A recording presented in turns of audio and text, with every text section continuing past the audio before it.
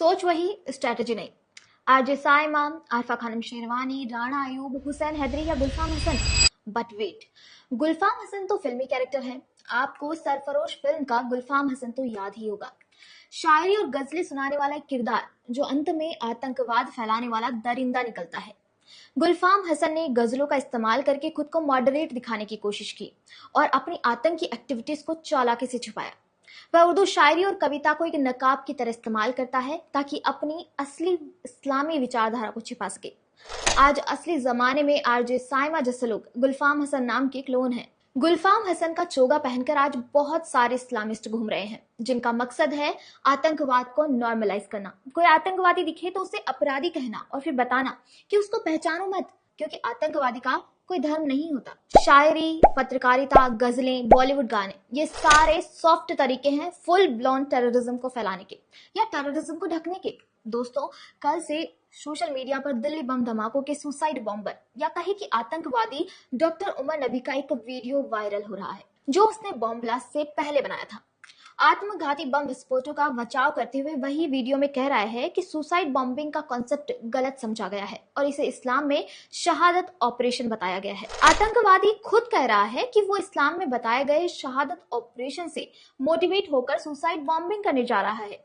पर साइमा और उसकी लॉबी कल से शायरियां पढ़ पढ़ के बता रही हैं कि उसे इस्लाम से मत जोड़ो, उसके वीडियो को मत फैलाओ। आरजे साइमा को लग रहा है कि उमर नबी के वीडियो से खतरनाक है उसकी वीडियो का सर्कुलेशन। कल से उमर नबी के वीडियो के सर्कुलेशन रोकने के लिए साइमा ने पोस्ट पर पोस्ट शेयर की है। वो कह रही हैं कि हमें अपराध की बात करने के लिए उसकी आइडियोलॉजी का कॉन्टेक्स्ट देने की जरूरत है। मतलब आप स्ट्रेटजी समझो।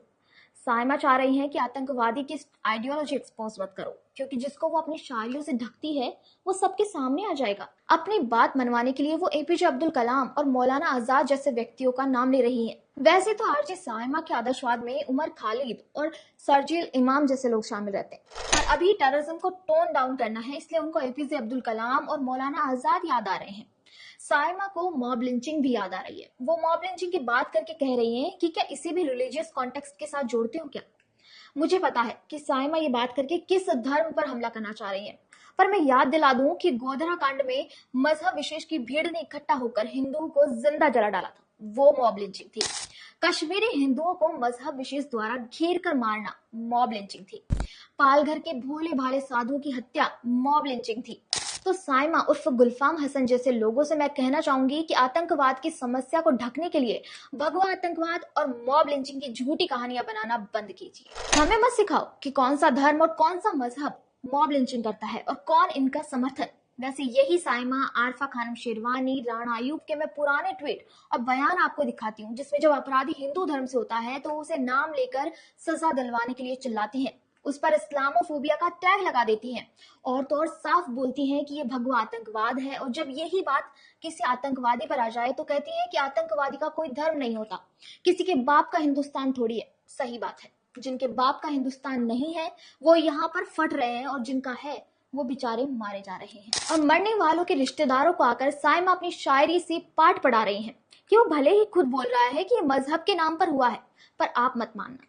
साइमा अपनी आरजे की नौकरी के जरिए इस्लामिक कट्टरता को ढकने का काम करती आई हैं और तब से कर रही हैं जब से दिल्ली दंगे हुए थे। और इसके लिए वे यूज करती हैं शायरियों का कि गूंज रही है कितनी चीखे, प्यार की बात कौन सुने।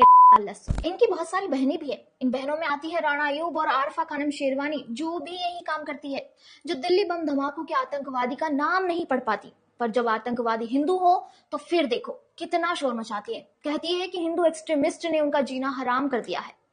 इनके एक भाई भी हैं, हुसैन हैदरी। हुसैन हैदरी बॉलीवुड में गाने लिखते हैं ताकि साइड में वो हिंदुओं के खिलाफ नफरत फैलाएं तो कोई देख ना सके। मैंने कहा ना कि ये सारे रियल लाइफ गुलफाम हसन हैं जो अपनी शायरियों और गानों के बीच आतंकवाद को नॉर्मलाइज करते आए हैं। हुसैन हैदरी को मोदी सरकार से इतनी दिक्कत है कि वो एक बार ही कह चुके हैं कि अपर कास्ट हिंदुओं को चप्पल से मारना चाहिए। हुसैन हैदरी ने कहा था कि अगर अपर कास्ट हिंदू पूरे देश का सत्यानाश करके बैठे और उनकी कॉलोनियों में घर घर जाओ और चप्पल मारकर बोलो कि बीजेपी को वोट मत करना। और तो और जब वारिस पठान ने हिंदुओं के खिलाफ जहर उगला था तो हुसैन हैदरी कह रहे थे कि वारिस पठान को भला बुरा कहने से अच्छा है कि आरएसएस को उखाड़ कर फेंक दो। AIMIM लीडर वारिस पठान ने कहा था कि हम सिर्फ 15 करोड़ मुस्लिम अगर सड़क पर उतर जाएं तो हिंदुओं पर राज करेंगे और आजादी छीन लेंगे। इस पर हुसैन हैदरी ने कहा था कि हिंदुओं को किसी मुस्लिम लीडर के भड़काऊ भाषण की आलोचना बंद कर देनी चाहिए, बल्कि उन बीजेपी लीडर्स के भाषण पर ध्यान देना चाहिए जो भड़काऊ हैं। कमाल की बात है, मतलब तो ये हुआ कि वारिस पठान भले ही हिंदुओं के खात्मे की बात करे, उस पर ध्यान नहीं देना चाहिए। उस पर ध्यान देना चाहिए कि कोई वारिस पठान को बदले में कुछ बोल तो नहीं रहा। यही काम इल्तिजाम मुफ्ती करती है, यही काम राणा सैफी करती है और यही काम असदुद्दीन ओवैसी करते हैं।